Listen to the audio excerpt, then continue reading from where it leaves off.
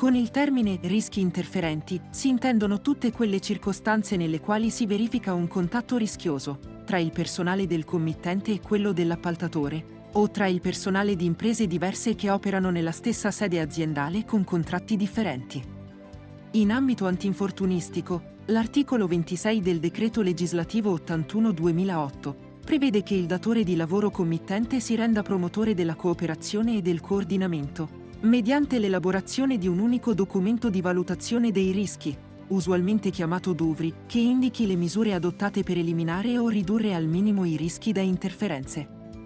Ma come si valutano i rischi interferenti? E come deve essere elaborato il DUVRI? Per rispondere a queste domande, Vega Formazione organizza il corso Il DUVRI, come redigerlo per valutare e gestire i rischi interferenti, che approfondisce gli aspetti legislativi e indica una precisa metodologia di valutazione dei rischi interferenti. Il corso ha una durata di 8 ore in videoconferenza o di 3 ore in e-learning.